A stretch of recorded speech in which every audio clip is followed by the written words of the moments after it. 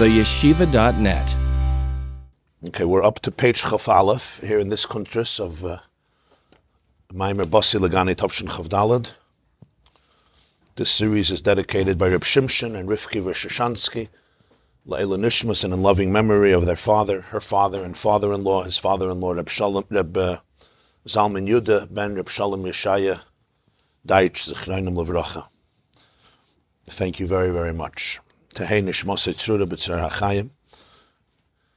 And of course dedicated to all of our soldiers, the holiest of the holy, and all of the captives, all of the hostages, and all of our brothers and sisters in Eretz Yisrael and the world over. Hashem Yishmar Tzeisam Avaya Me'atavad Olam.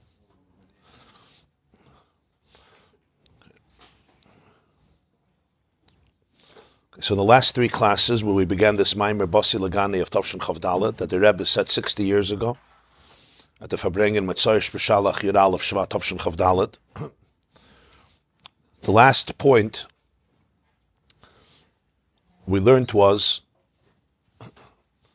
the focus, an explanation on the pasuk that we say every morning in davening from Nehemiah, Va'ata Mechaya Eskulam. Right? We say, Atahu Hashem levadecha, you are one alone, Ata Sisa, Es Hashemayim, Shmei Hashemayim, V'chol tzvam, Haaretz v'chol asher ala hayamim v'chol asher behem, Va'ata Mechaya Eskulam. You are alone and you made the heavens and the heavens of the heavens and all of their legions, all of their troops, all of their tzvam, tzva, like tzava, and the earth and everything that's on the earth, and the seas and the oceans and everything that's in them.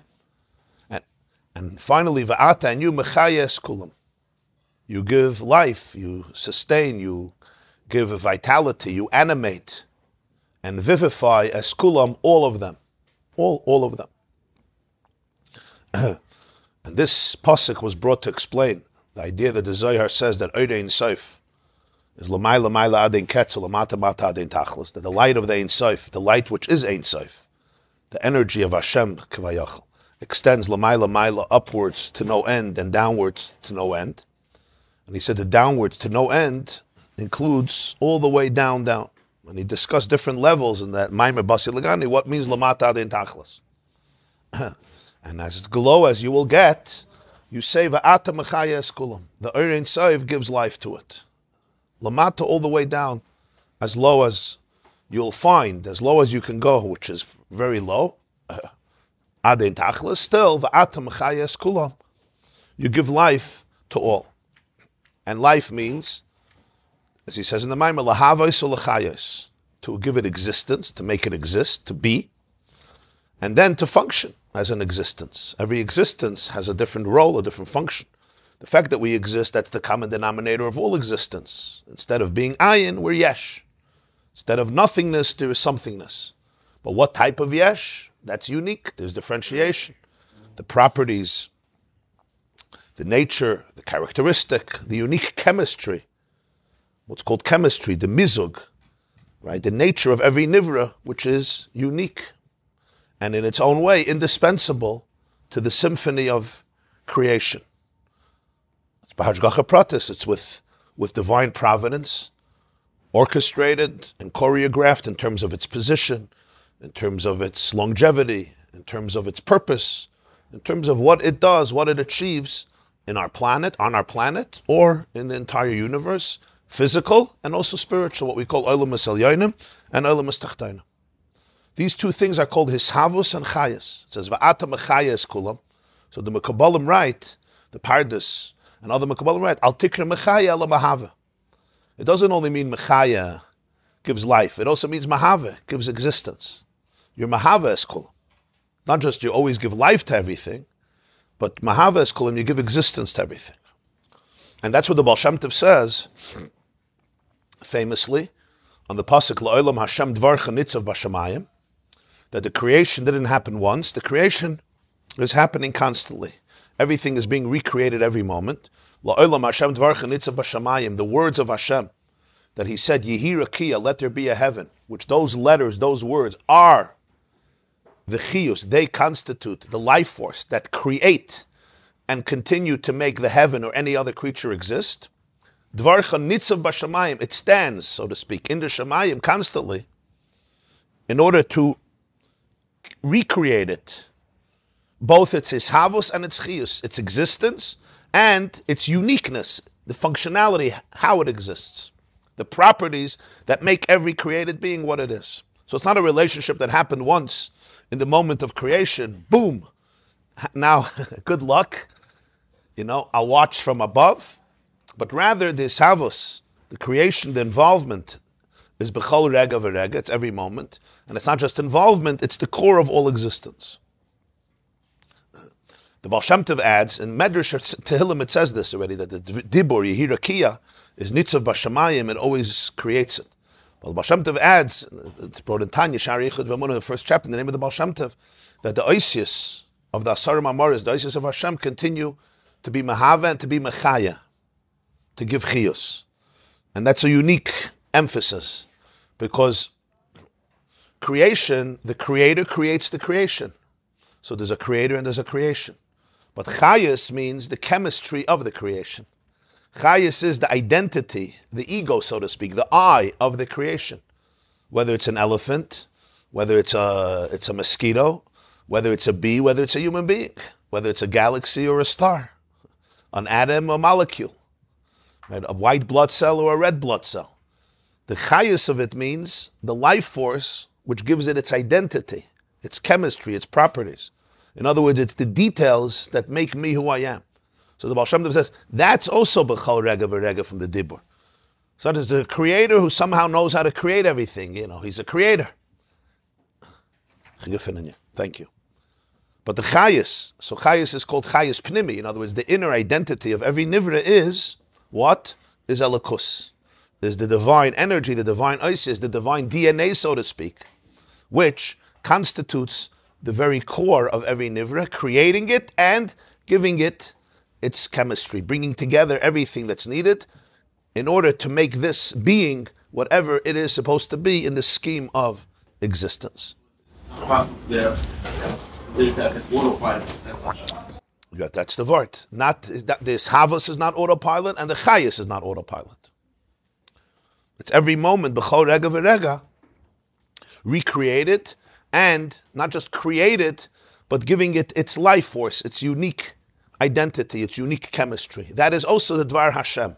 In other words, underlying all the laws of nature, all the discoveries of science and physics in the nature of any being, from the smallest to the biggest, is the Dvar Hashem, the divine DNA, the divine energy that brings together everything. It brings together the molecules, which are combinations of atoms, which themselves bring together subatomic particles to constitute the existence of everything. Physics and science and biology is not like that, because the cell has a code. And basically, all the commandments what to do with yourself, it's in the cell. And that code itself. I mean, of course, who wrote the code. I'm not arguing about who wrote the code. I'm arguing the fact that it doesn't need to be have an intervention. The cell knows what to do. So that the cell knows what to do. That's what we're talking about. But it doesn't have to be the whole yom to meet. It's not autopilot. Why it's not autopilot? It's not autopilot. You wrote this software once. You wrote software once, and you turn it. The answer is because it's yesh meyayin. No, it's a good question. So that's what it says in Tanya, in Shari Yichud, because that's the difference of yesh meyayin and yesh meyesh. Right, so the differentiation between the two, the properties and the existence, is really a differentiation in teichen, in concept. One is the very existence of something. The rock exists, right, and the I exist. The plant exists and the animal exists. The angel exists and the sun exists. Software needs to be written down as well as hardware. Software and the hardware. So you have the existence itself, and then you have the nature of the existence. You're right. The nature becomes this existence. But there's that, for example, that which everything occupies space, right? No difference. This occupies space, and I occupy space, and the chair occupies space. The fact that we occupy space, that's the common denominator. We all occupy space. But what's occupying the space? This is a tissue box, and this is a table. So you have his havos, is the etzem existence of it. What it is, you say. So it explains in Tanya that yesh me'ayin, what does yesh me'ayin really mean? Yesh me'ayin means that it's something that comes from nothingness. So the natural state of the yesh is to revert back to ayin. So when you want the yesh not to be ayin but to be yesh, it's recreated every single moment. If it's yesh mi yesh, which means like most things we do, everything we do, we take something and we develop it, right? The cell replicates itself on the most basic level. But even in the daily occurrences, you take $1 and you try to make from it $100, hopefully a little more even. So then, right? I take a carpenter takes a tree, takes a piece of lumber, a log, and turns it into a beautiful utensil, a table or a stender. Right? He doesn't have to recreate it. That's not real hischachos. It's taking what was there in potential and bringing it out and actualizing. So really, the last product was already in potentiality in the original seed. It's like the seed of an apple tree, right? It has within it, in its genetics, it has the tree. So even when it comes to a tree, you have a tree. But if it's mamish yesh me'ayin, mamish ayin, what's called ayin, it's hard for us to understand what ayin means. So that process is completely new. So that's why that has to be renewed. Al pisech has to be renewed every moment. I once gave this mashal. I saw it once. It's not a perfect metaphor, but just illustrates it. When you have it's a very far from a perfect mashal because there could be some flaws in it, but it's just a little illustration, and that is. Very often, what do you do by a shiur? If you're sitting at a shiur and it gets boring, what do you do? So you eat. Today, people go on their phone. But it used to be, for thousands of years, the method was you daydream, right? Till today, you have it on Shabbos especially. You can't go on the phone. So you daydream, you sit, and automatically, it's autopilot.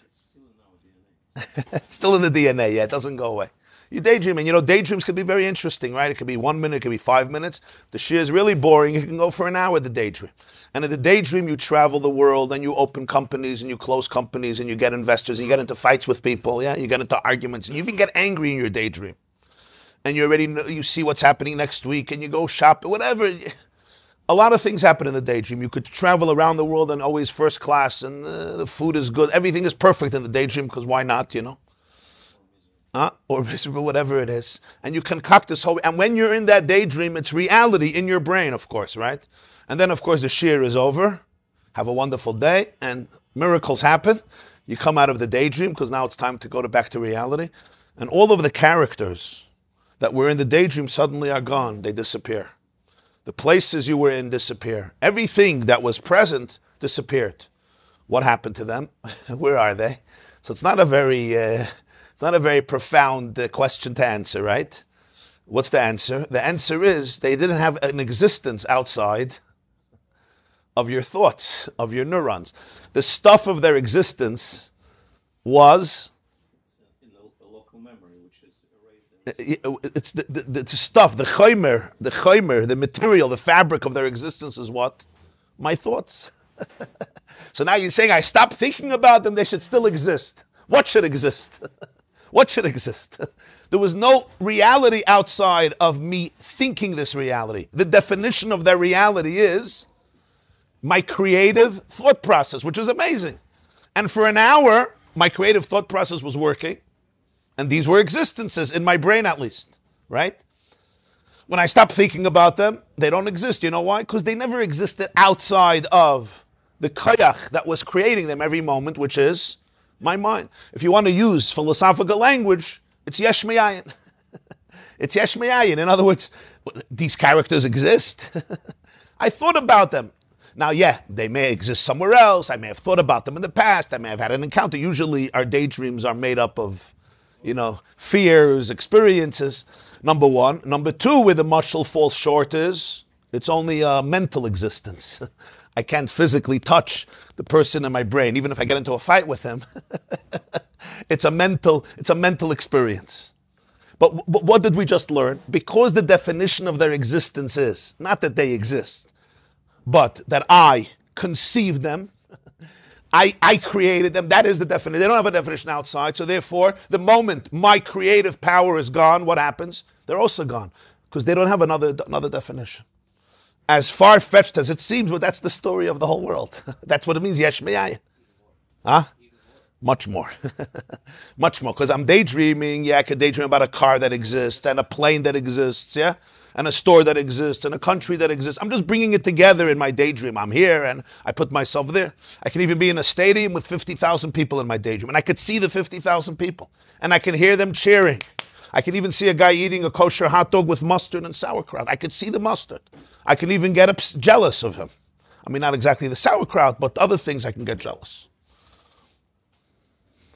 I don't like sauerkraut. Just for the reference. It's healthy, that's why I don't like it, Mustam. You understand my point? What happens to the hot dog when you stop daydreaming? What happens to 50,000 people? They're gone, they're dead. They're not dead, they were never there. You were there. And also, if somebody says, I'm alone, I'm lonely, so tell them, just start daydreaming. Daydream that there's 30,000 people, and you'll have company. It's laughable, why? The people in your brain don't take you away from your loneliness. Why not? Because it's all an expression of you. To take away from your loneliness, you actually need another person. So that's the basic Havani. Say, Ein oid mulvadai. Atu Hashem levadecha. Yeah? You're alone. What do you mean you're alone? There's a whole world. The whole world is an extension of Ata. That's what it is. So la'olam Hashem dvarcha nitzah b'shemaim, because it's yesh me'ayin, so I can't just write the program of the computer and say, now the computer will function. There were those who wanted to say that. This was a very big shitta in philosophy. Yeah. Yeah. Yes. So you have the hardware, you have the cell, you have the software, it's the DNA, and it has all the instructions. You have here some programmer, so you could relate to this. And you have all the instructions, and they're beautiful. Right? But without the electricity, without the kayach hamahava, it's all ceases to exist, and that doesn't happen once. That happens b'chol regavre hamachadish betuva b'chol yom tabed maaseh bereishis. In other words, what has to happen for the world to cease to exist? What has to happen for the world to cease to exist? And the answer is one word: nothing. You understand what I just said? That's what has to happen. What has to happen? The other way around. Something has to happen for the world to exist, not for the world not to exist. That's why hamachadish betuva b'chol yom tabed maaseh bereishis. In order to, everything has to stop happening in order for. Yeah. It's like the joke, right? The husband comes home one day from work, and the house is a churban. It's a churban, but not just a churban. Everything is destroyed. You know, from the basement to the first floor to the second floor, and the kids are in pajamas, and the whole house looks like one big Beis HaKisei. And it's 6 o'clock in the evening. He never saw such a thing. Of course, there's no food ready. There's nothing. It looks like Mamer. This is a churva where it's been destroyed for 1,000 years. He goes upstairs, and he sees his wife is still in the clothes from last night, bed clothes. Bechal didn't get dressed, in bed reading a book, smiling. He looks, he says, what's going on? So she looks at him, she says, every day you ask me, what did you do all day? You always ask me, what do you do all day? You don't work, you don't have a job, you don't have to make money, I pay for everything. So what do you do all day? Why are you saying you're busy and you're stressed? He says, yeah, I always ask. She says, well, today I didn't do it. Right? Today I didn't do it. Nobody's laughing. Okay, say that. even according to quantum mechanics, Make believe you didn't get it. It's fine. in order for the world to exist, you need to have an observer, because otherwise it's nothing. So it's like even physics. That's already the next step. That's already a deeper step. What is the nature of the yesh? What is the nature of this yesh? In the daydream, right, we know that it's neurons. It's thoughts. We also have to understand what that is exactly. But it's something we call thoughts. It's not tangible, right? I can't touch it with my finger. No, you cannot just store it and then come back to it. Okay. Today they're doing it, with people who die, right? They're taking their brain and storing it. So now is the question. This yesh that we see and touch, right? On any level, yeah. What is it actually? So when you speak about different worlds, in every world it has a different interpretation. Because the whole world is basically the koyach hapoyel, so basically you can see reality as thoughts, You could see reality as words, and they're both reality. Yeah, you understand?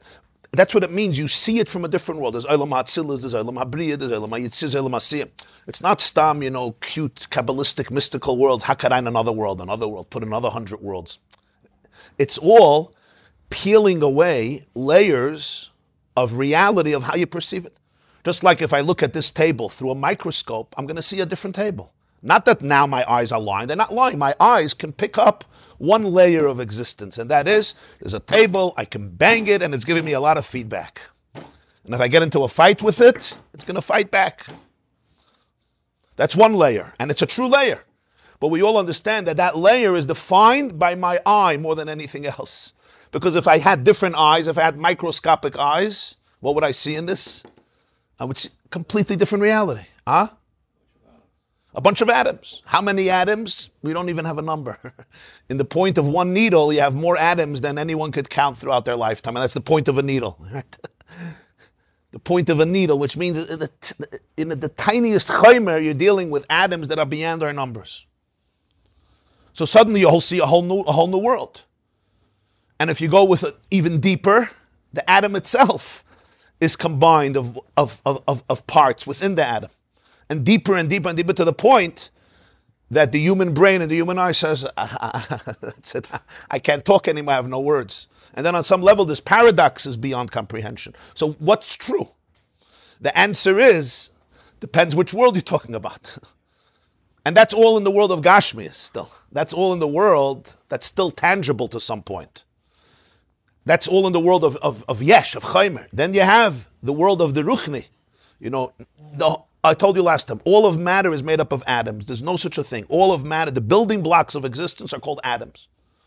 Atoms coming together to create molecules, coming together to create any existence in our world. That's the chayma, that's the building blocks.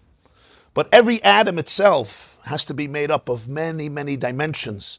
There's the nucleus of the atom and the electron moving around it with crazy, intense speed. And that holds it together. And without that, the atom disintegrates. And then there's nothing whatsoever. That's happening every single moment. That atom has to function every single moment. And 99.9% of an atom is empty space. Like so one physicist once said, that physically you could take the whole planet Earth and it could fit into one carry-on suitcase. In other words, if you eliminate the empty space of the atom, which we don't see with our eyes, because our eyes don't like empty space, so our eyes make it one big solid thing. But if you eliminate empty space, the actual physical substance of this planet could fit into one suitcase. The ganze Welt, one suitcase. A carry-on suitcase. An attaché case. Right? And it's not a joke. These are words of physicists, and not even words of religion.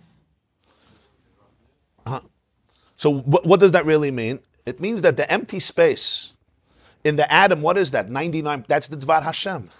That's not going to be picked up by the microscope. God can't be picked up by a microscope. So b'meila, the Dvar Hashem, that constitutes the key of the atom. Yeah, so when the so that's what the Baal Shem Tov is saying, that this havos is b'chol rega, and when you say his havos, it does, yeah, and when you say that, it also means the chayas of it. Va'ata mechaya, and what's the chayas? The chayas is the unique chemistry of it is also divine. So it's not just there's a creator and there's creation. Atu Hashem levadecha, the creation is a manifestation of the creator. You understand? It's much deeper. There's creator and creation. That's one level. This is one of the big chidushim of Chassidus. That not just never loses sight of it, it's much deeper. Before Chassidus, the main emphasis was creator, creation. The creation owes its existence to creator in terms of gratitude, in terms of responsibility, right?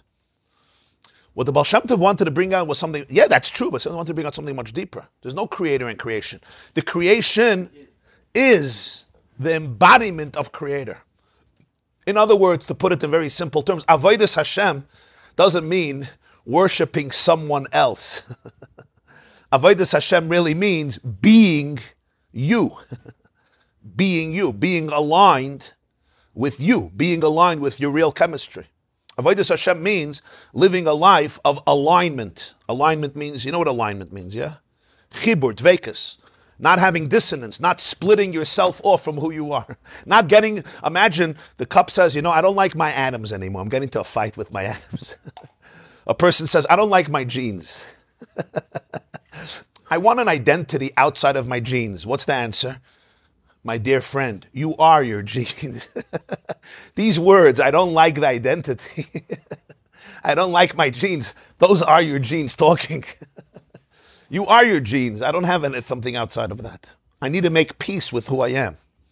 Sometimes it's hard. And that's also part of who I am.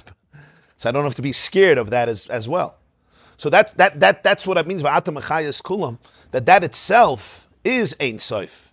It's the way Ein Sof is manifested in the atoms, right, that constitute this unique individuation. God is infinite, transcendent. That's called Oisius. That's Oisius. That's why the Alter Rebbe says, Va'ata mechayes kulam is Ata. What's Ata? Aleph through Taf, with the Hey mitzayis hapeh. Just like we create things through letters, through words, like it says in Sefer Yetzirah. Every word is a creation. Every word is a home. It's a building. A word is a structure. Speech is structure. It's building something. A good speech means someone built a structure. A bad speech means he created a churva. The architect doesn't know what he's doing and the contractor doesn't know what he's doing. And sometimes they both know. You understand? When you hear a speech, you always look for two things. Who's the architect and who's the contractor? It's two separate arts. What does the architect do? The architect creates the plan, the vision. He understands the vision. The contractor has to implement it. Yeah. And sometimes the architect is brilliant, right? You pay him what you pay him or her, but the contractor decides that he doesn't like where the bathroom is going to be, right? It happens constantly. Or the other way around, the architect made a mistake. When you're saying a speech, you have to have two things. What's the vision? Give me the blueprint, right? The blueprint, the klal. And then there's actual execution. The delivery. Some people have great ideas, but there's no way of presenting it. In other words, a speech is really building. Now, when we speak, somehow nobody responds, right? We don't build the world. We need Maisa. When you're talking about the dibur of the Bria, it's not machshava, it's dibur. What's the difference between machshava and dibur? If Hashem would have conceived the world through thought, it would have never left him. So then when we would look at the world, what would we see? We would see the divine. Nobody knows my thoughts, right? You can't steal my thoughts from me. Why? You can't plagiarize my thoughts. You know why? Because you don't know what I'm thinking. My words, you could plagiarize. The president of Harvard had to resign. Not because she justified the genocide of the Jewish people, but because that's not so bad. To send the Jews to another Holocaust, okay. But she plagiarized. On this, she had to resign. But if she would have, whoever she plagiarizes because those words were printed or said, she can't plagiarize thoughts. The reason we could take God's energy and plagiarize it and exploit it is only because he spoke. He didn't think. In Olam HaTzilus and Olam HaBriya, you have the same world like us, but it's machshava. But then it goes into Oisius, Dibur. Once it's in Oisius, it's concretized. That's why it's not a daydream anymore. It's concrete. Now I could do with it what I want. Now it's mine. I could take your speech, yeah, and do with it what I want. I could make it my own. I can distort it. People do it all the time. Why'd you say this? Why? I never said it. They say you said it. I never said it. At this point, I stopped. Fine, I said it. Next. You understand? When it comes out into dibur, you don't own it in many ways. That's why you have to be careful with what comes out of your mouth. You have to be very careful. You don't own it anymore because it left you. What does that mean in Ruchnius? I'm giving a mashal. If Hashem thought the world, he does think the world. But then, nobody in my daydream makes a rebellion against me because it's all part of me. And if they are, it's me making a rebellion against myself. But the world, once it comes out into Dibur, it goes into concrete reality. First of all, you can touch it and see it and feel it. That's the Chiddush of Dibur. And now it has already an independent reality, so to speak, outside of the Creator, even though it's all His words, it's His letters. So Ata Mechayes Kulam is Aleph through Taf. That's why, as I told you, DNA is all about Oisius, because the software of the world is Oisius. What they discovered in the 1950s, DNA is really a manifestation of the idea that the whole world is a program. It's a divine program. It's a code. That's what it is. It's a code. Every cell has a code. Every nivra has a code. And that code is the oisius, aleph through taf. So how do you have so many different creations? So the Kabbalah, Chassidus explained, because tzirufim, aleph through taf is not just 22 letters. Aleph through taf includes the potentiality for endless letters. The aleph can come before the beis, and the beis can come before the aleph, and it's a different energy. Even is aleph beis nun. Eish is aleph shin. Mayim is mem yud mem. What's mem yud mem? Mem yud mem is 2 atoms of hydrogen and 1 atom of oxygen. 2 atoms of hydrogen are 2 mems. And 1 atom of oxygen is yud. So mem yud mem is not just water. That's why in Hebrew you can't change words. In English, if Mr. Webster decides that water is fire and fire is water, I don't think it's the smartest thing to do, but mela, the world goes on. But in Lashon Kodesh, if Mayim becomes Eish and Eish becomes Mayim, you destroy the place. That's what Reb Chanina ben Daisa told his daughter when she used vinegar to light Shabbos candles. What did he say? The Gemara says it as Misha Amar l'shemen v'yadlik yoyma l'chaymetz v'yadlik. He told his daughter, relax. Whoever told the oil to burn will tell the vinegar to burn. So the Rebbe says, what does he have to make this whole complicated drasha? Just tell her, God, Hashem can do what he wants. Misha Amar, so it's a speech. The Rebbe says, Moiredik, Reb Chanina ben Daisa was giving her the mechanism of how the world works. Misha Amar l'shemen v'yadlik. Why does vinegar not burn? Why can't I light Hanukkah candles with vinegar? And why can I light it with oil? The answer is, Misha Amar l'shemen v'yadlik. There's a code. Shemen has a code. It's called Shin Mem Nun. Those are the oisius that make up the properties of oil that allows it to be something that you can ignite, that can serve as fuel for a flame. Chaymetz has a different level, different properties. Just like yayin has different properties. Misha Amar l'shemen v'yadlik. If we can get back to the code, if you're the computer programmer or you have access to the computer programmer, you can go to the back end. You know what you can do? You can be mishana de tzirufim. Misha Amar l'shemen v'yadlik. Amar, the one who spoke to Shemen. It's not stam a cute euphemism. He told Shemen, he tells Chaymetz. Yoymar l'chaymetz v'yadlik. You got to go, if you have access to the molecular level, right, to the atomic level, there's something called cellular biology, right? I could deal with the skin. I can deal with deeper layers. Can you deal with the cells? Can you go back to the cells? Right? The world of genetics, geneticists, right? They're going to a much deeper layer. Misha Amar, the question is, which layer do you go to? I think the Maggid of Mezritch writes that when it speaks about moifsim, of tzaddikim, really what it means is, he says, it's not, we call it a miracle. He says, what does it mean really it's a miracle? He says, really it's teva. When your words, when you realize that you're a channel, and einaid mulvade. So who's speaking your words? Hashem. Who's thinking your thoughts? Hashem. So he says, basically, your thoughts and words are aligned with the writer, with the programmer. So the words of the tzaddik can change the DNA because his words are the words of the Creator. So you say, my words are also the words of the Creator, but consciously, it's reverse program. Consciously, my words are my words. The one who's aligned, so I'm just a channel, like I said, a shofar. Va'ata mechayes kulam. So really you want your thoughts and words to be a reflection of the thoughts that are creating reality. That's the difference of living in anxiety and living in love and light. Living in anxiety means I'm trying to create my own program every moment, and that's miserable. It's the most miserable thing you can do. For 2 reasons. First of all, I don't know how to create programs. Maybe you do, I don't. In simple words, I'm not God. Number 1. And number 2, there's already a program. Huh? Yeah. It's very, very difficult. So when a person becomes aligned, so I'm the shofar that's channeling this va'ata mechayes kulam. So it's aleph, taf, hey. It's oisius. And even though atzmos is mechaya everything, but it comes what we call through oir and through oisius, and that's why it becomes what it becomes. It has definitions, whatever the definition is.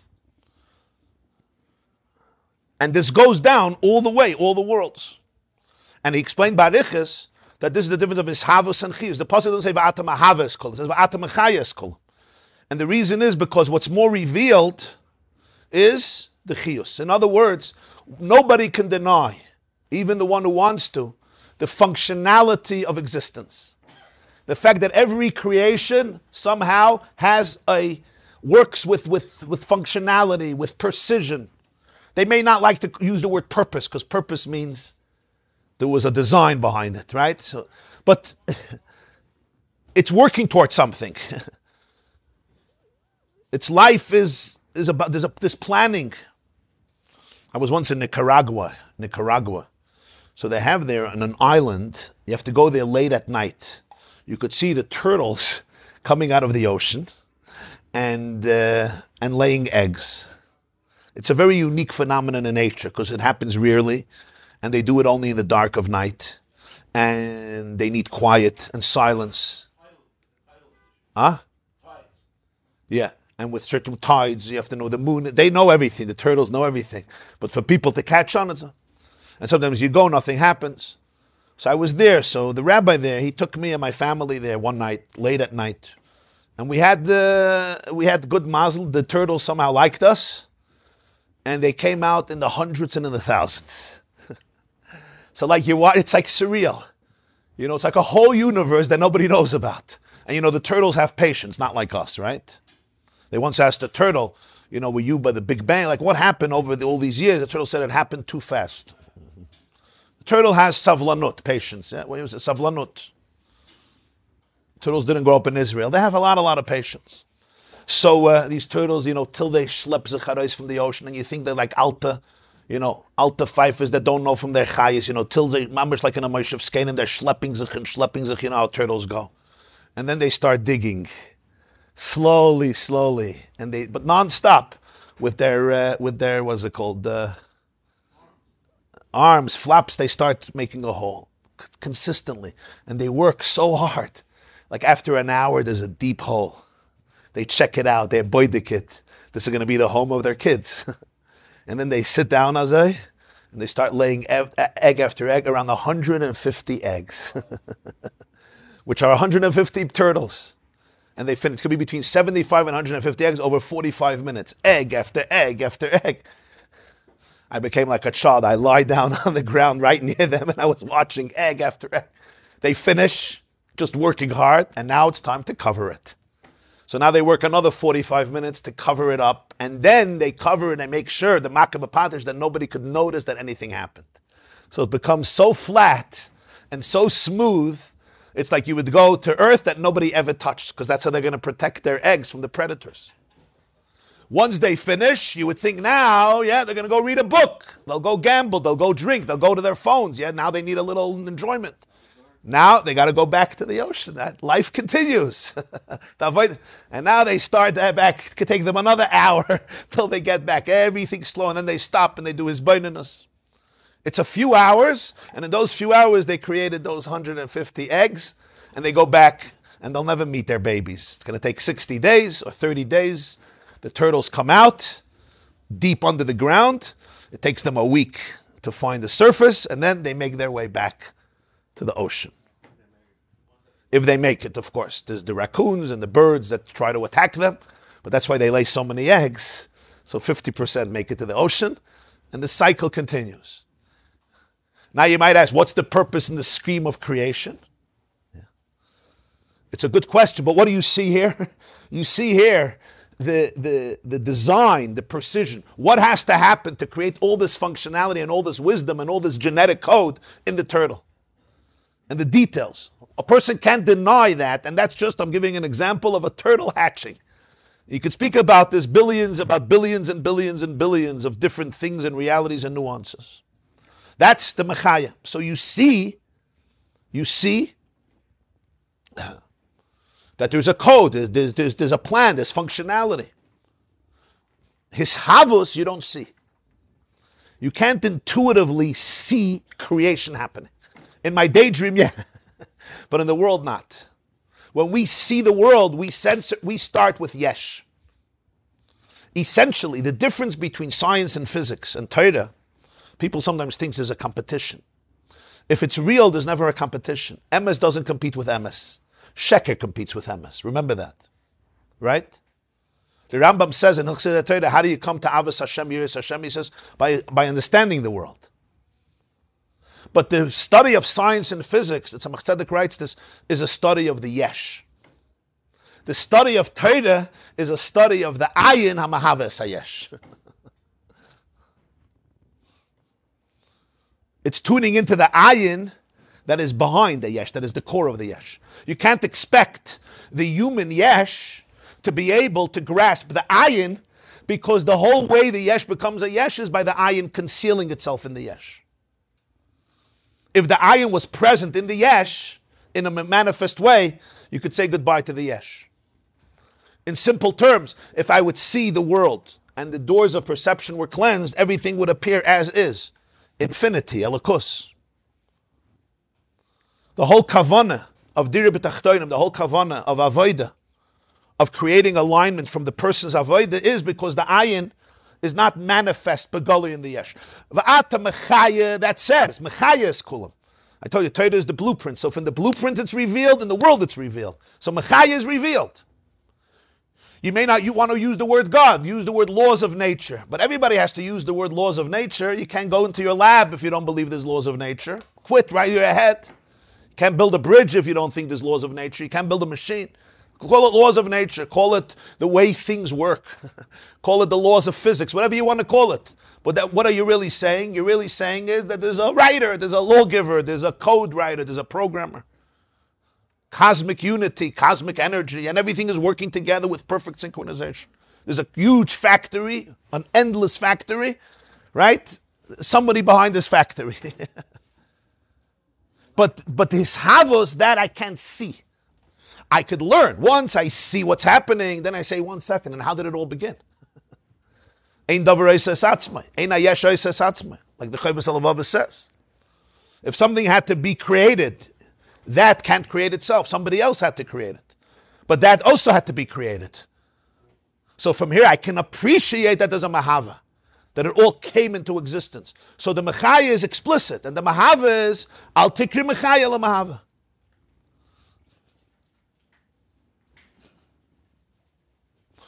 What do you want to ask? The other day you said that all this turtles, nature, give us inspiration. Right? Inspiration that just Hashem to it just inspires to show us. Is that what you said that? Not precise. Well, you see precision in everything. You see plan. You see purpose. You see a mechanism. Now, I may have a lot of questions. I don't see the purpose in this. That's true, but you see, you see intricate design that. You have to be very illogical to say it happened randomly. I mean, statistically, it's almost impossible. You're not dealing with a few dices, a few times coming together.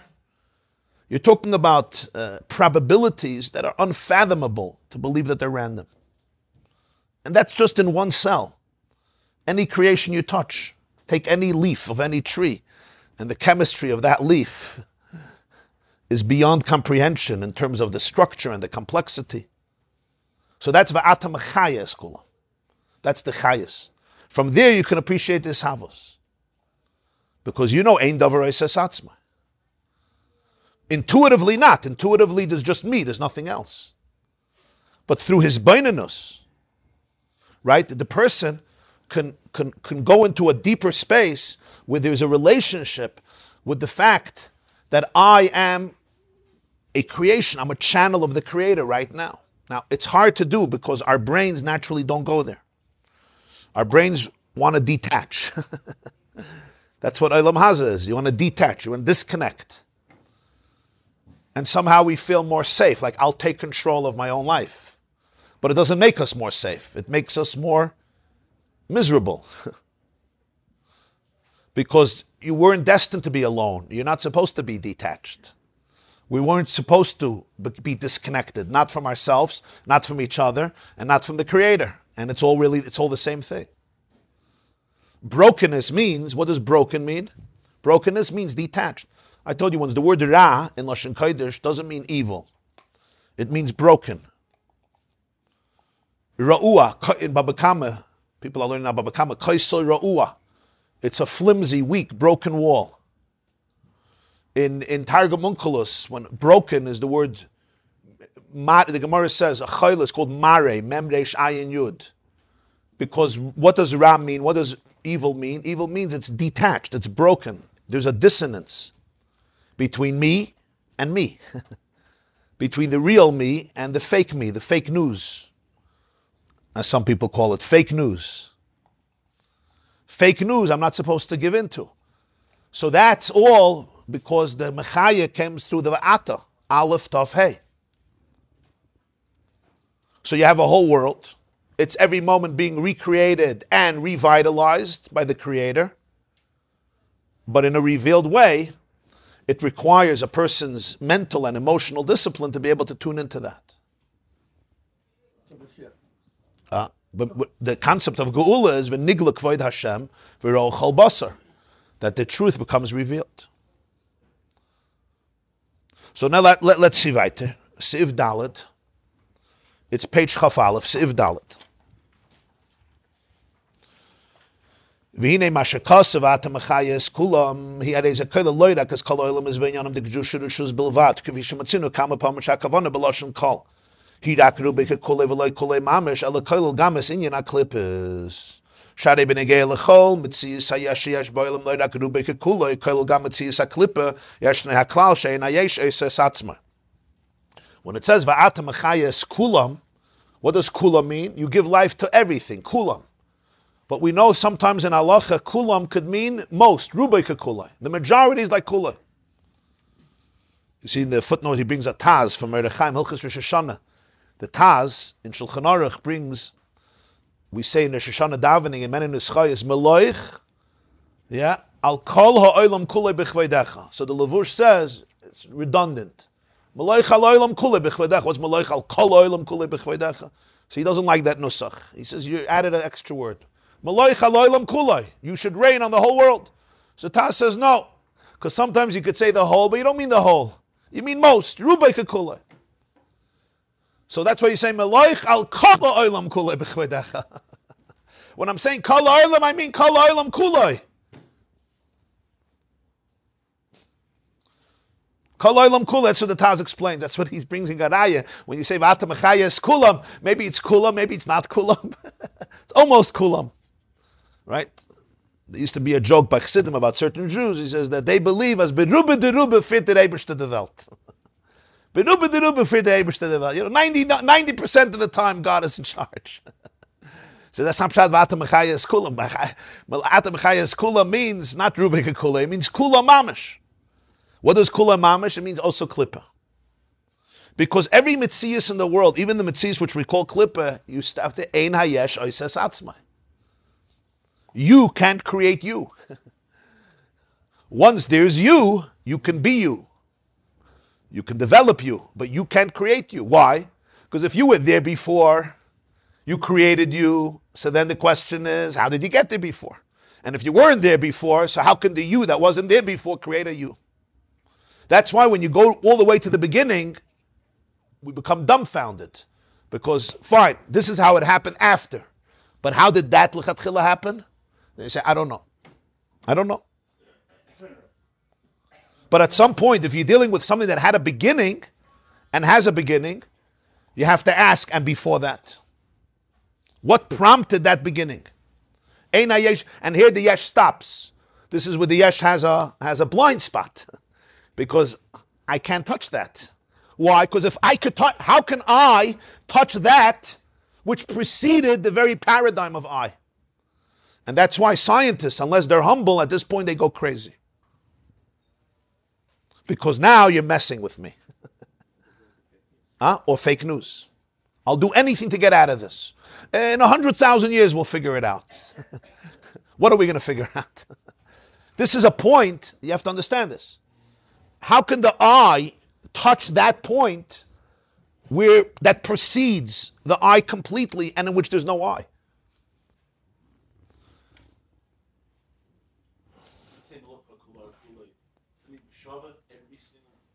He's just bringing a raya. What kulay doesn't mean that he's bringing a raya. That kulay could mean rubik kulay. That's why he's being madrish. So what does it mean? Okay, we'll get to that. So when you say Eina Yesh Oises Atzma, it's about everything. Because if it was there before, it was there before. So who created it? And that which wasn't there before, it needed to be created.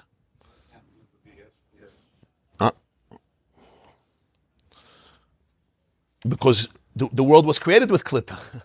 That's part of the bria. But we have to understand that the yesh, it has nothing in its intuition or in its brain to be able to be typhus that which is beyond the properties of the yesh. In other words, as deep and high as it goes, it reaches a wall. So that's why there's no experience in the yesh of the ayin. How could there be? If there's an experience in the yesh of the ayin, I'm saying that the yesh doesn't experience intuitively the ayin. It can philosophize and understand. But in the mitzias of the yesh, what you feel is yesh. We don't touch that ayin. Yeah, so b'meila, so the v'ata mechaya is kulam, but is everything. And since it's everything, he says, al kein tzarich loy mashagam mitziyazu nechlaus mashakos v'ata mechaya is kulam. So v'ata mechaya is kulam. This is all the inyan of lamata adein tachlis. It includes even that which we call klippa. And that's why he brings in the Mamer. What the Gemara says in Avodah Zarah, that Hashem is zon. He sustains, he gives parnas, he gives life to everything. Mikarnereim literally means from the horns of the major big wild ox, called re'im, all the way till Beit Sekinim, to the eggs of the lice. To the beitzim, to the eggs of the lice. Or according to some Beit Sekin, the Gemara brings it, that itself could be the name of an insect called Beit Sekin. What does this bring out? Literally, it means from the biggest to the smallest. He gives parnasa to everyone. The wild ox and the tiny little insect. Everyone has its way of survival, and it's amazing to see embedded in every creature is a mechanism of how to survive. And a brilliant one. And everyone survives differently. Everyone has the exact tools it needs in order to be able to survive. And it uses those tools, sometimes successfully, sometimes unsuccessfully. That's all part of the mechanism. But also, it brings out the truth of Lamata den Tachlis. Karnei Reim means it's a huge bria. Rashi says it's a chaya gdoila. It's a huge wild ox. Karnei are horns. Re'im, it says about Yosef, Karnei Re'im Karnov. Re'im is usually translated wild ox. Some say that it's one of those behemoths that are not here anymore. A giant animal. Actually, says a giant animal. That's what some say. Or it's just a metaphor of one of the big ones, those big guys. Beit Sekinim are tiny. So Beit Sekinim ainu abriya chiktana shekenu begashmis. Pashut physically. So Hashem gives chiyus to all of them. The Dvar Hashem, the Oisis of Hashem, create them both and are mechaya them. What does it mean mechaya them? Create the constant chemistry to bring their properties together so they should be able to function and get the parnasa they need, on all levels, to be able to exist, to be able to function, to be able to feed themselves, to be able to feed their young. But everything physically comes from the spiritual.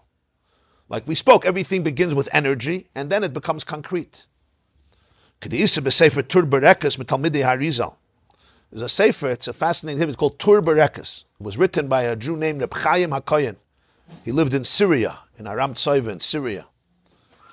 He was from the students of the Arizal, especially from the students of Reb Chaim Vital, who was the student of the Arizal.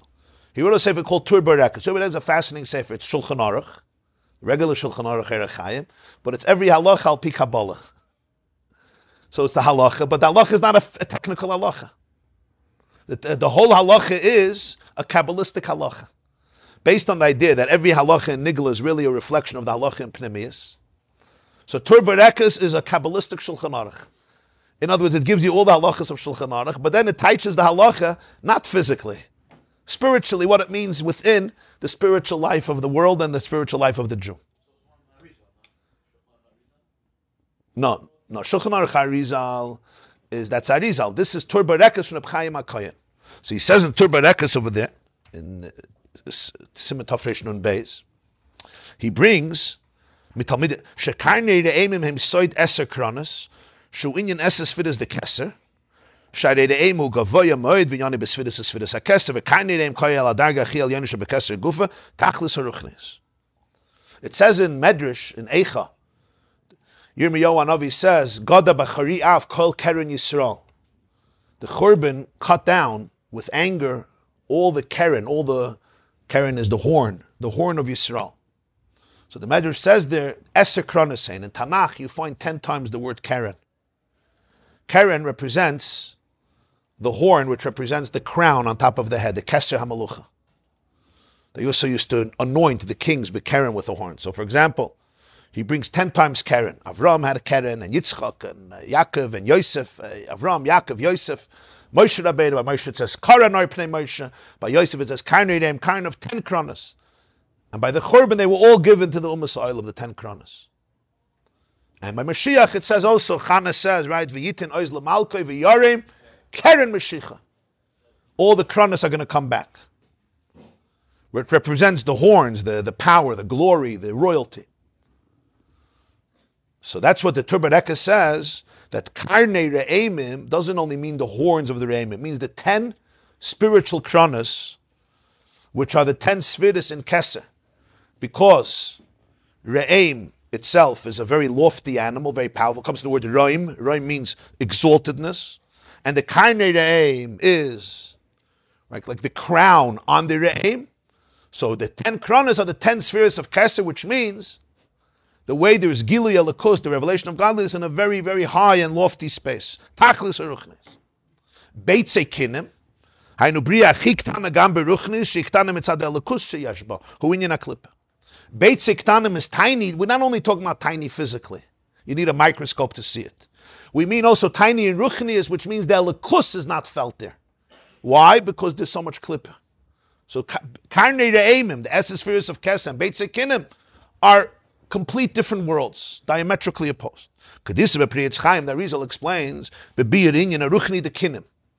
In the section of Pesach, he explains the Makkah of Kinim in this week's Parsha Ve'eda. The third Makkah was the Makkah of lice that struck the Egyptians in their heads, in their hair, and in their bodies, and in the animals. Vatihiyah Kinim. And that's when they finally said, Etzba Lekimi, this is an imprint of Hashem. This is where Pare began to change his philosophy slowly. So the Arizal says, Kinim begematria kuf chaf. Chaf nun yud mem is 120, right? Chaf nun yud mem. Nun and mem is 90. Yud is 100. And another chaf is 20, it's 120. V'roim is al kaf chuf atzirufim de shem elikim. Hainu sheshem elikim begematria hateva nikra mogin al shem avaya v'lechei nikra b'shem kinim miloshin kinui sha'kinui ba b'mokem Hashem v'u ibud Hashem kemuve b'tshuvas marik.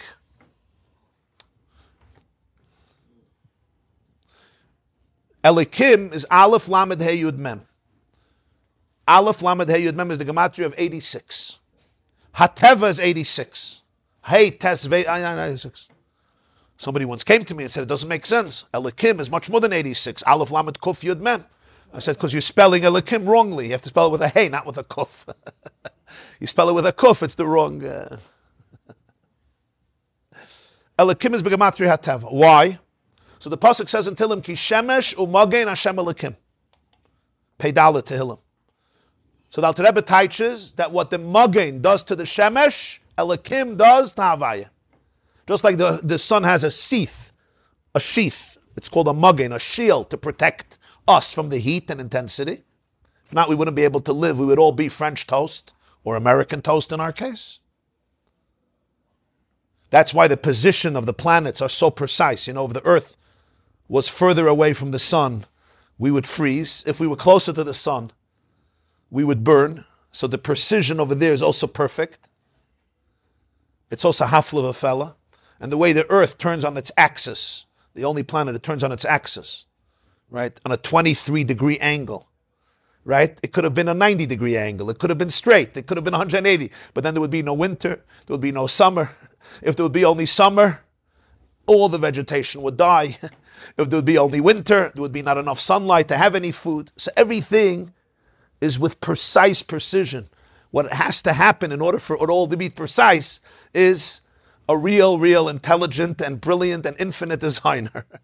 That's all part of Atam Chayes Kula. So that's all Elikim is a muggin for Shem Havaya. Like Shemesh has a muggin.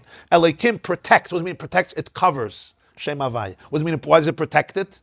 Because if Shem Havaya wouldn't have the cover of Elikim, there would be no Va'ata, there would be no Isis, meaning the whole world would be seen as Koyach Elikim Mamish, pure infinity. So that's what Elikim allows there to be a sense of identity that you could think is not a likus. There could be disalignment. Sound doesn't have. Sound doesn't have. Sheath, what is it called? A nartek. What are the? What you can get to the sound of You're saying it's the magnetic field of Earth, so that even brings it out more. That the Earth is the one who creates the muggin. So they should be able to be Earth. Like the Gemara says, "La'asid lav HaKadosh Baruch Hu moitzi chama min artika." Hashem is going to take out the sun, meaning, right? You're going to experience the reality itself, and then you have to be a keli for it. Huh? If there is no muggin. If you have an ego, you get zapped. If you surrender the ego, you never get zapped. Magen is magnetic. Very good. So what's the nekuda here? Kinim is begematria kuf chaf. Elikim aleph lamed hey yud mem can turn into 120 combinations. Any word of 5 letters can be configured in 120 ways. All klippas come from the kuf chaf tzirufim of Elikim. Because Elikim has 120 combinations, so that's where all the variations of the concealment come from. Kuf chaf. Especially the last 48. Oisis and Moivsim ba'admas b'nei cham. Memches, the last 48, those are the most concealed tzirufim of Elikim. Yaakov told Yosef, Mi Eila, who are these children? Mi Eila is Elikim. Aleph Lamed Hey Yud Mem. Mi Eila. There was a separation of Mem Yud and Aleph Lamed Hey. Mi Eila, who are these kids? I don't recognize the flow. So Yosef says, because my whole avodah was to transform Elikim. Kilamichir shlachani Elikim lifnechem. Not Avaya. As Elikim aniyare. That was my avodah. To bring it out in Elikim. So Amela, kinim is lice. What does that represent? It's kuf chaf. Kinui, the word kinui is Elikim. Kinui is 86, like Ateva. Kinim is 120, which comes from Elikim. Kinui is Elikim begematria. This is that Rizal says. Kinim is 120, which is the tzirufim of Elikim. That's why it's called kinim, Miloshin kinui. What's kinui? Such as everything. He brings from Truvas Marik. Who's Truvas Marik? Marik is Rabbi Yosef Kolon. Rabbi Yosef Kolon was one of the Gdolei Chachmei Italia, one of the great poskim and sages of Italy. He was also a great, one of the, who wrote enormous amounts of Shal Shuvas. It's called Shal Shuvas Marik. He lived in the times of the Beis Yosef, Rabbi Yosef Karo, the author of Shulchan Aruch. He lived in the 15th century and in the 16th century. Late 1400s and the beginning of the 1500s. It's called Marik, Rabbi Yosef Kolon. Shuvas Maharik is a cornerstone in the literature of halacha. So why is he bringing in the Maim? Interesting. So Maharik, I would call it a farvarfene Maharik. By the Rebbe, it wasn't a farvarfene Maharik. It was an open Maharik. But somebody once told Rabbi Cheskel Abramsky, he wrote a sefer called Chazon Yecheskel on Tosefta. It's a farvarfene Tosefta. He said, "Nein, du bist farvarfen. The Tosefta is nicht farvarfen. Du bist farvarfen." So it depends, which planet you're in, right? If you're in the Marik, it's not farvarfen. The Marik over there, it's a tshuva, kuf samach beis, tshuva kuf samach beis. He gets very upset there. There was a get, somebody wrote a get. And, the Chacham and Rabbanim in every generation, one of their biggest things was to take care of agunas. To take care of agunas. How do you know that a system is really corrupt? When you abandon agunas. When you let agunas suffer and be persecuted and be miserable, and nobody does anything, fakir, they support the one who's torturing her. So that shows that the system needs a lot of help.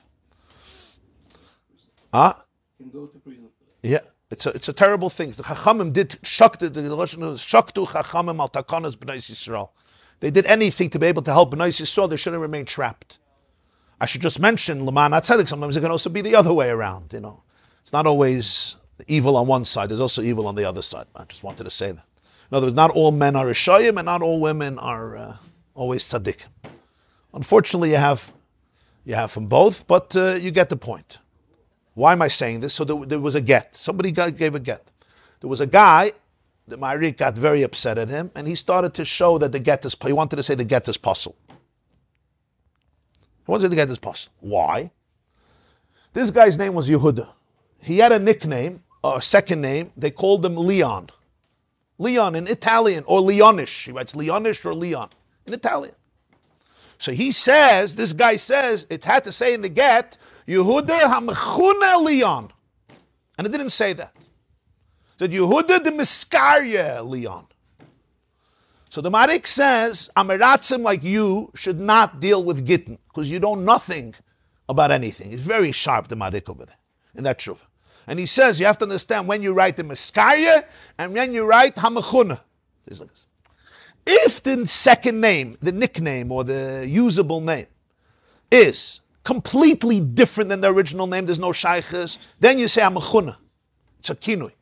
But if it's an extension of the original name, like Aryeh Leib, or Aryeh Yehuda Leon, because Yehuda, it says in Chumash Gur, Aryeh Yehuda. Yehuda is a lion. So lion and Yehuda are connected. So you don't say HaMechuna. You say the Iskarya, right? Yosef, the Iskarya, Yosel, whatever, these types of things. Yeah. Avram, the Miskarya, Abraham, that's Miskarya. It's how it's called. Leon is Yehuda. But Kinui is different. He says Kinui is a substitute for the original name in lieu of the original name. In other words, the original name is not present in the Kinui anymore. That's what he says. That's when you, and he brings an ayah. Whenever the Gemara uses the word Kinui, it's not the name. The Gemara just says, HaMechana Shem L'Chavere Ein L'Chelik Elam. What's Mechana Shem L'Chavere? You start calling your friend by a name, right? They say Fatso, ugly one. You know all these bullying names. It's called Mechana Shem L'Chavere. It's a Kinui. It's not your name. I'm giving you a new name to destroy your name. So he says, that's why you don't know what you're talking about. That didn't have to say the Amachuna. That's the Madik. So why does it ever bring this Madik? You see his word. Kinim comes from the word Kinui. What's Pshat Kinui? It's not the original name anymore. It's a substitute for the name. That's the definition of Klippa. Definition of Klippa is, that's what happens from Elikim. Because there's Teva, and Teva eclipses. Shem Havaya, your Teufus. So what happens? So it's called a Kinui. What's the manifestation of that? Kinim. So Kinim is not just the smallest Bria, it's also in Ruchnius, yeah? The Koyach HaBriya, the Ruchnius is the smallest, meaning it's not felt. Why? Because it becomes a Kinui. Kinui is Elikim. And Kinim is the Kuf Chaf Elikim. Kinim is the result of Kinui. And he says in Yud Beis, that's why, we'll just finish this paragraph. He says in Yud Beis, that's why in Mitzrayim, the most important thing was Makas Kinim. Why Makas Kinim? And that's where Pare started to break. Because Mineu Vei Ovel Shadi Beinarga. You have to always take the wood of the ox. The axe is made as wood in order to fell the tree. The Gemara says in Sanhedrin, Mineu Vei Ovel Shadi Beinarga. You fell the tree through the tree itself. So in order to defeat Egypt, you had to use Mitzrayim itself. To go out of Metzias Mitzrayim, you used Kinim. In other words, the Kinim were used against Mitzrayim. You have to reveal that Klippa is really fighting Klippa. That's how you destroy it. The tree itself has to be used against the tree. You understand? How do you liberate the world? Not by going away from Klippa. By using Klippa against it. By showing what you're calling Klippa really, Kol Kuli is Alakus. The Kinim itself are really, it's a Kinui. It comes from that name. It's Yehuda that has a different name.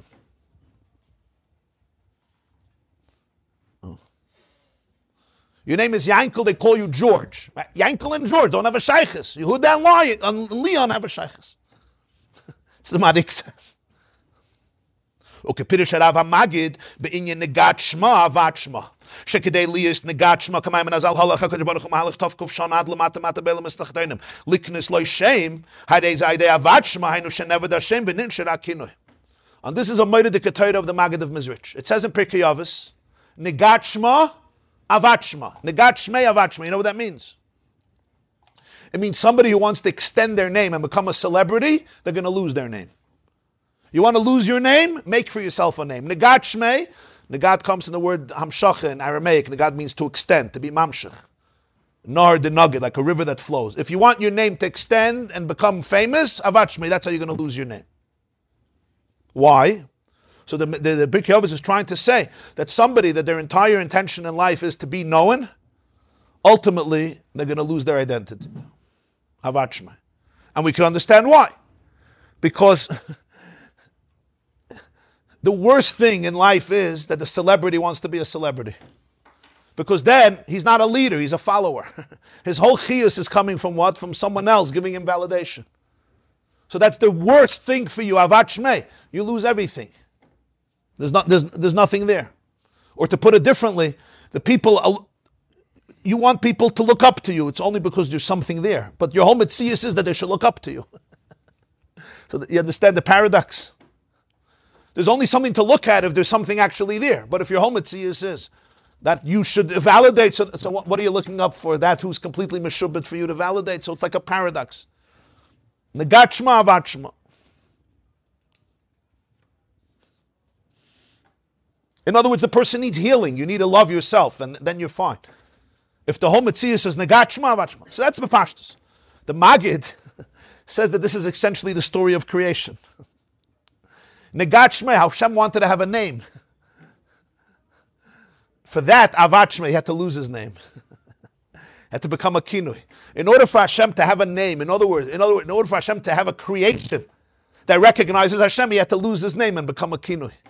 That's Elikim, Shem Elikim. Negat Shma Avachma. The Medrash says, Halacha Kadosh Baruch Hu Malach Tov Kov Shana Liknas Lo Shem. That's in Koheles Rabbah. He went 500 years to acquire a name, meaning the tzimtzum, to create a world that has a relationship with him. For that, he had to lose his name. That's the tzimtzum. He had to completely conceal his name into a kinui. V'nimtza shebeitze kinim meir al inyan haklippas shegam sham nimshach ha'er v'achayis eliki. On this, the Gemara says, don't think that beitze kinim are outside of Erein Sof. No, just like he sustains karnei re'imim, even beitze kinim, the eggs of the kinim, which represents the smallest bria, also spiritually, where it's all kinui. The original name is forgotten. It's klippa. What is that really? Hashem sustains it. V'atam mechayes kolam. Al derech Mamer Azal, the Gemara says in Chulin, Dav Zayin, Einoid Mulvado yafilu kshofim. Reb Chanina says over there, Einoid Mulvado is even in Kishef. Don't think it's not Einoid Mulvado. That itself is v'atam mechayes kolam, even though it's completely concealed. What does this really mean? Just to summarize, what it really means is, when you look at your life, there's a lot of klippa. What does klippa? Klippa means cover-ups. All the cover-ups, what they're basically saying is, they're not saying they're cover-ups. If they're saying they're cover-ups, they're not cover-ups. Somebody says, here, there's a cover-up here. That's not a cover-up. Cover-up means it's saying there's no cover-up, right? That's what cover-up means, a real cover-up. Klippa doesn't say I'm a cover-up. Klippa says I am reality. But it's a substitute for real reality. So sometimes you think the avodah is to run away from the klippa. The avodah is to unburden the klippa. Really, the klippa is holding on to an identity that it somehow was forced to develop, but it's not who it really is. It became a substitute for the original name. But essentially, that kinui gufa, the kinim gufa, that's going to be how Yetzias Mitzrayim happens. I need to unburden the klippa, unblend it, extricate it from its own mishagasan.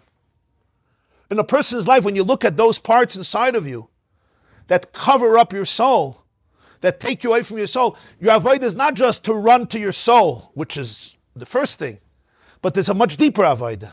The deeper avodah is v'ata mechayes kulam. Can you really see that the clip is, it's all divine energy, just distorted. It's just distorted. That's a whole different avodah. That means inside everything, inside your darkness, you will also find the divine DNA.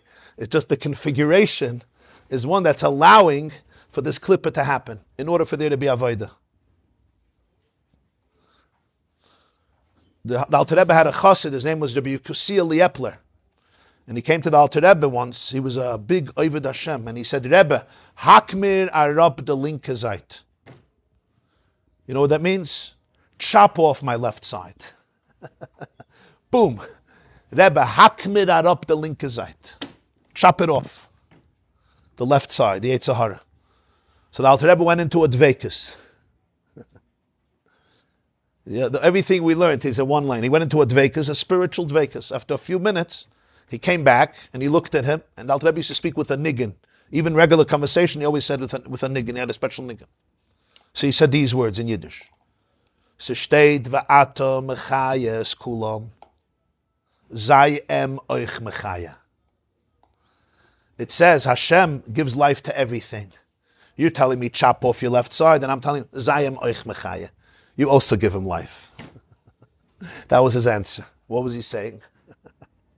Hashem does it, you also do it. Va'ata mechayes kulam. I don't want to chop off your left side. You know why? If I chop off your left side, I'm chopping you off. I'm chopping off that which you came down to the world for. I'm chopping off that which you need to give life to, because that is part of who you are. It's part of your mission. What I want you to do is Zaya Mechaya. Shine light. Shine life. Show the Va'ata over there. And then you know what will happen? You don't have to chop it off. You'll see that Lo Yidach Umenu Nidach. You'll see that it's also part of the oneness. Einoid Mulvada, even in the Kshafim. Einoid Mulvada in the Kinim. Einoid Soif Lamata Adin Tachlis. Now you want to know how to do that. But that's what it is. When you go to those places, they're very difficult, they're challenging, they're klippa. And you have to know they're klippa. But va'ata mechaya es kulam. So va'ata mechaya es kulam, it means that you could find in the lamata adin tachlis, the very chemistry of klippa is really kedusha. But it's been distorted. It's been camouflaged as klippa. Kinim, it's a kinu, it's a new name. Not the old name anymore. Negat Shma Avad Shma. The name was lost. The name of Hashem was lost. But what is it really? That itself is only coming from Mechaya Eskula. So B'meila, its entire oxygen is from Kedusha. But somehow it has a distorted vision of who it is. If you want a very practical, psychological terms, sometimes we have certain qualities about ourselves. Those qualities make people crazy and make them feel guilty and make them feel disassociated and detached and miserable and horrible and immoral and promiscuous. Whatever those midas are. It's called klippas, midas rise. So say, hey, get rid of them. Yeah, very easy. And then you sit down and you make a achlata, I'm getting rid of it. And then 2 minutes later, you get a text and suddenly you didn't get rid of it. Wow, miracles. Yesh miyayim. You made achai, got rid of it. No more. I have only. You sing a niggin, you close your eyes, you scream Kaddish by Kedusha. I don't know, you learn Svarim, you go to this caver, you go to that caver, right? You say Tillim 40 days, you fast, you got rid of everything.